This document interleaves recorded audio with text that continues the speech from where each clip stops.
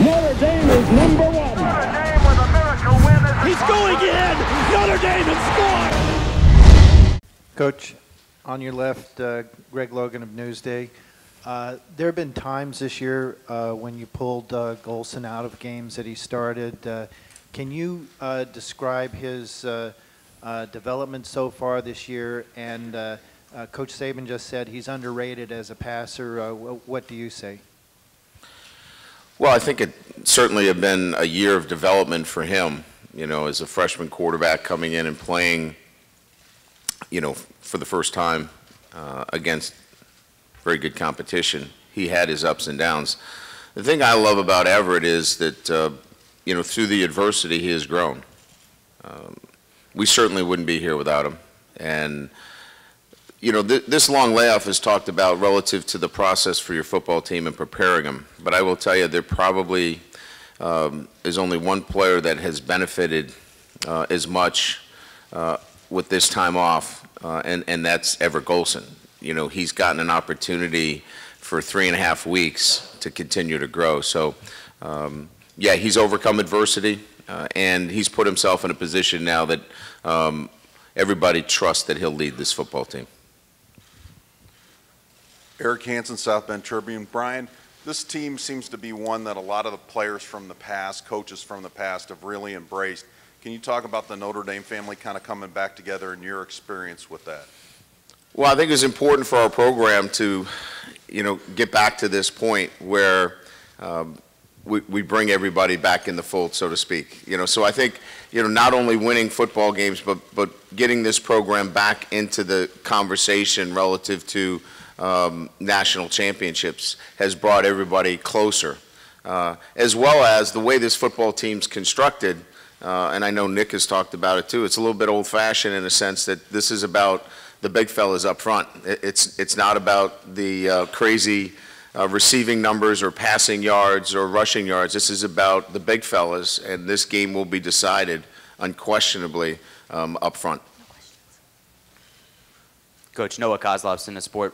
Go back to your first national championship game appearance back in '01. What was it like the night before that game in '01, and then '02 and '03, and then what do you have planned for tonight, and what were you personally feeling back then?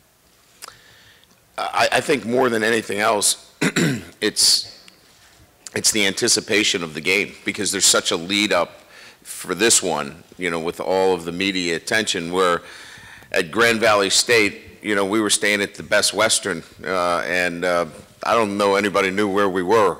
So it was just another game. You know, it was the championship game, but it certainly doesn't have the same kind of feel. So when you're in a playoff structure, like we were at Grand Valley State playing for a national championship, it's the next game. You know, it's the third and fourth game in a row, where this you have such a layoff, so it's a totally different feeling. This one is more, you're a little bit more anxious because you want to see your team play again. It's been such a long time, whereas when you're in a playoff structure, you know what you're going to get from your team because you've been playing week after week.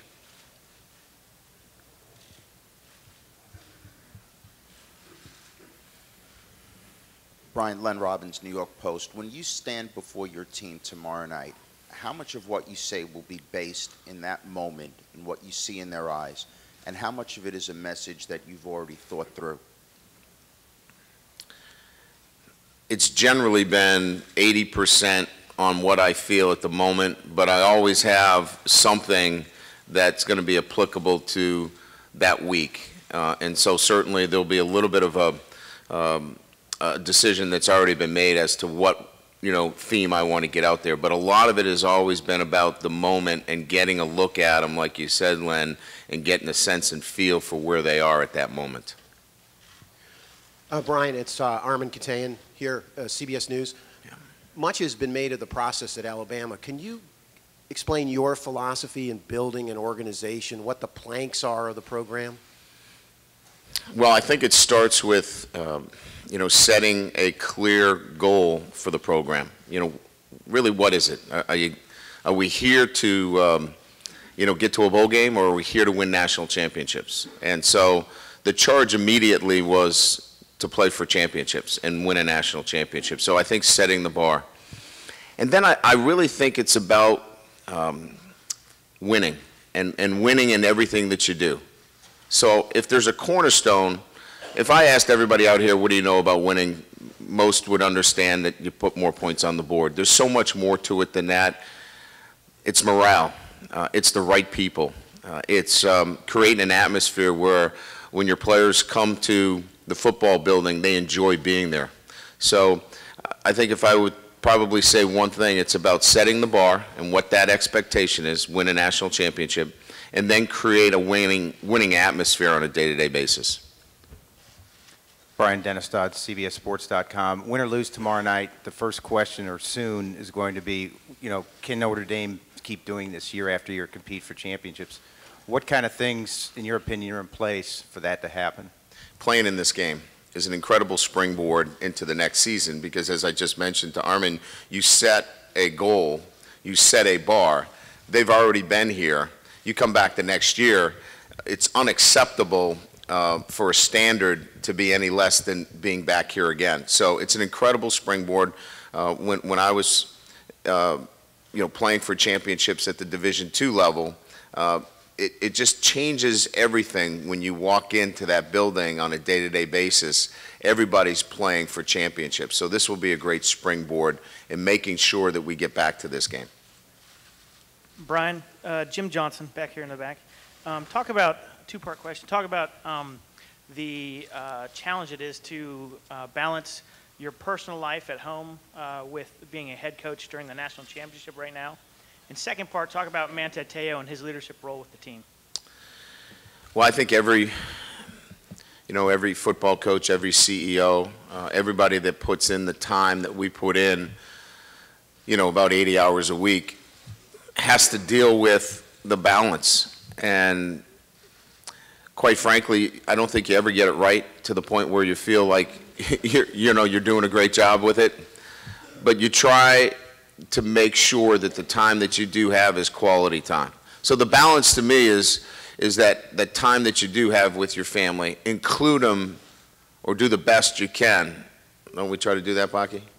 My wife's here, so she gets to sign off on most of this stuff. So it's important that what you do is include your family in what you do. I think that's probably the best way to try to find a balance.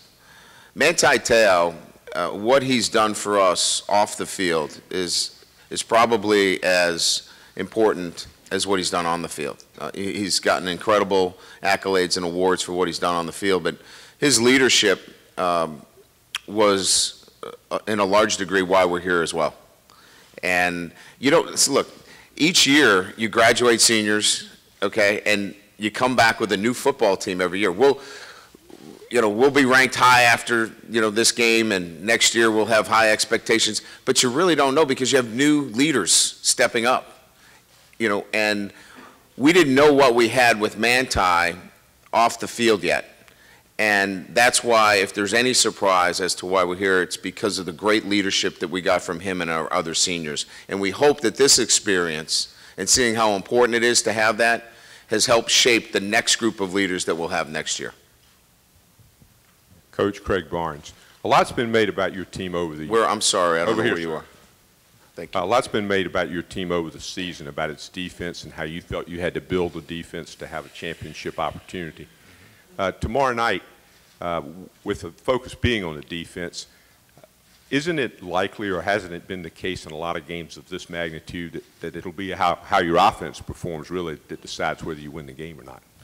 I think the tenets of winning championships, you have to be at least balanced in all those phases. I believe that the quarterbacks will be important in the game. There's no question that somebody's got to have to put some points on the board. I really think it's about who controls the line of scrimmage again. People were talking about how do you bring down Lacey, how do you bring down those backs. You don't. If there's big holes, I don't know you guys, we ain't tackling them.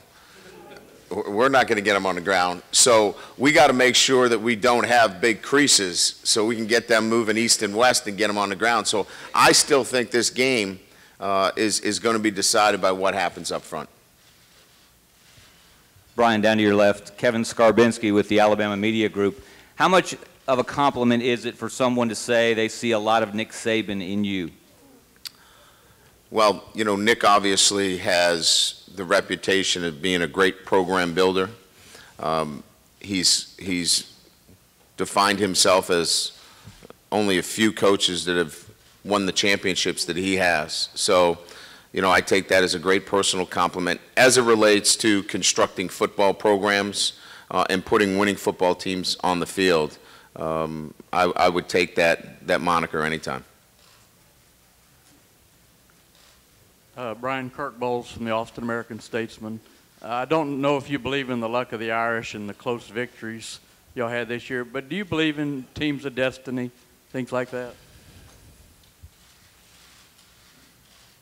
Honestly, I don't. I think you get what you deserve. We had some close games this year, but to win those close games versus losing those close games, you have to have more than just luck. You have to have a will, a determination. You have to have a confidence. And I believe that all of those things have to be built.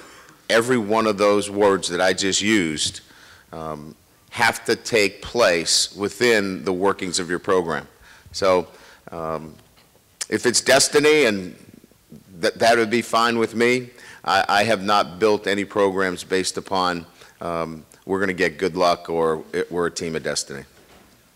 Brian, Gary Shelton, Tampa Bay Times. There was an impression that you guys might, early in the year, might be a year away. What accelerated the growth of this program? I think a couple things. One, an outstanding group of seniors that really helped transform our program from one where we thought we could do it to we're going to do it. You know, we were moving towards that confidence level as a football team that they thought they could do it. I think this year, because of the leadership that we got, the belief got stronger. I think some key plays and key games put that over the top as well. So as you know you're moving in the right direction, which you've already said that, hey, maybe you're a year away, I think what accelerated that was a group of seniors and a leadership group, and then winning some games that really cemented that confidence in the group. Coach Kirk McNair, Bama Magazine. I think everyone in this room has asked or answered the question this week, how's the game going to go? Do you think of when you're in prior to a big game, how that game might go, and are you usually right? Well, I think the way you manage the game is something that goes into how the game's going to be played. For example, if we go in there saying, listen, we've got to outscore Alabama, the game will take that flavor.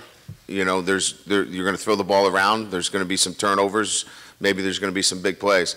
That's not how we've constructed this team, and that's not how we've managed the game. So I think going into the game, people can surmise the way this thing's going to play out.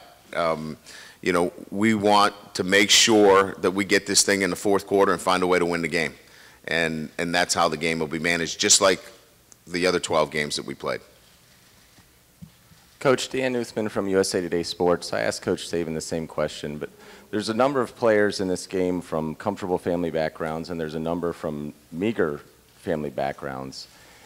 The NCAA is talking continually about the issue of stipends for college athletes, and I just wanted to get your thoughts on that issue and your position on that issue. Well, you're certainly right that you know, the makeup of a football team is certainly from different socioeconomic groups. There's great diversity, but I still think the overriding factor here is that these young men put in so much time with being a student and then their responsibilities playing the sport, that they don't have an opportunity, you know, to make any money at all, to get a part-time job. I know when I played, I worked in security and I washed dishes, anything that I could do to put a little money in my pocket so I could go to the movies or get a pizza. That's really what we're talking. We're not talking about paying players. We're talking about them, let them be college students. And a stipend to me makes total sense in allowing them, because of all the time that they put in. And people would say, well, they get their scholarship. We understand that. But, going out on the weekend, I want them to be college kids. And a stipend will continue to allow them to be college kids. That's my opinion. Coach, Don Counselor with the Alabama Media Group. Was I imagining something yesterday, or did I really hear you say that the team that wins tomorrow night might be the one that commits the most turnovers? No, I said that the team that makes the most mistakes. And what I meant by that is that you have to be aggressive in this game. If you're going to sit back and hope that it's going to come your way, you're going to miss. So my point was, and John Wooden has made this quote to be part of his philosophy as well, and I stole it from him, and I've used it quite a few times with our football team. This is one of those games where you have to be aggressive, and you're going to make a mistake. And I'm not talking about catastrophic mistakes, throwing picks for touchdowns, but you may make a mistake here. As long as you know that you're playing hard and aggressive, that's the kind of mentality, and that's kind of the background to that quote that I used. Coach, Brett Hudson, 90.7 WVUA. You mentioned earlier with the acceleration of the program, the 1 year away thing, how key plays and key games helped with that. Looking back on it, is there one or two games that you would attribute that to? Like, what specific game was it? I don't know if there was one particular game. I think they're all, they all build to getting your football team believing that no matter the circumstances, they're going to find a way to win. But I think it's easy to point out the goal line stand against Stanford. I think it's easy to point out, coming back from down 14 points in the fourth quarter against Pittsburgh, having taken your starter out and reinserting your starter, and Everett Golson, coming in and maturing. I think all those pieces come together that gets you to a point where you're playing for the national championship. So I think a couple of those things certainly played a large role in that belief that no matter what the circumstances, they were going to find a way to win. Any final questions? Get your hands up. Final questions.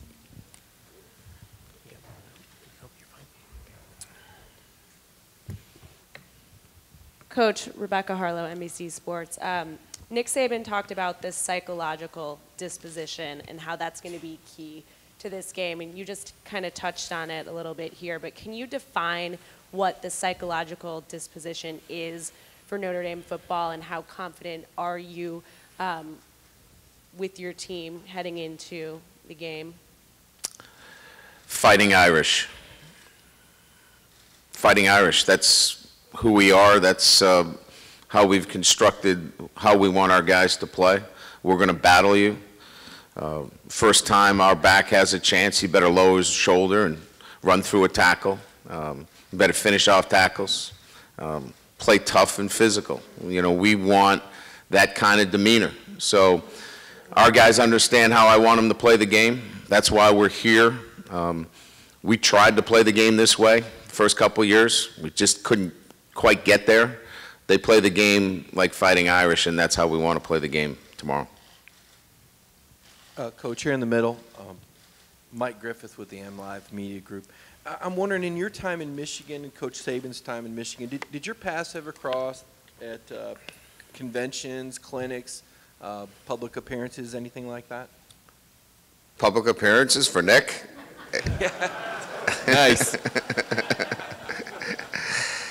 Nick Saban, I got a chance to know him when he was at Toledo, as a very short stint at Toledo, but I got a chance to know him through a couple of camps that I worked at, and got to know him better when he was at Michigan State, and have a great deal of respect for him, and followed his career, his path, and certainly when we see each other today, we're reminded about where we started. We both started in the Mid-American Conference, and so a lot of the times that we talk about the times back in Ohio and Michigan. Coach George Richards, the Miami Herald, over to you, right. Alabama's been on this stage before, obviously playing in this game. Your guys, though, are on national TV all the time. There's so much pressure at Notre Dame. Do you feel confident that your guys aren't going to feel any stage fright, that kind of thing, because of the pressure? They'll be a little nervous coming out, no question. The moment, the anticipation, just the build up to playing in the game. But once the game starts, they'll be fine. They enjoy the attention. That's why they go to Notre Dame. They know that they're going to get a chance to play on national television in front of large crowds. So there'll be a little bit of nervousness that will go along with the start of the game. But they've handled this whole process very well, and I expect that to continue tomorrow. We need a mic over here. Coach, way in the back. Coach Saban was just asked if he's sick of all the media opportunities this week. How about you? It hasn't been bad at all. I think the bowl games, sometimes there's a lot more to, that you have relative to, joint ventures together with the teams. And, our players will be at the Children's Hospital today. But really, the way the national championship game is set up, a lot of that media is done prior to getting here. A lot of that media work for us was done before we even got on the plane. So it's been really good. Our team has been able to focus on practice and enjoying being here. But no, I would say that the schedule's been really smooth. Final question. Coach, I'm Ken Rogers with the Dothan Eagle.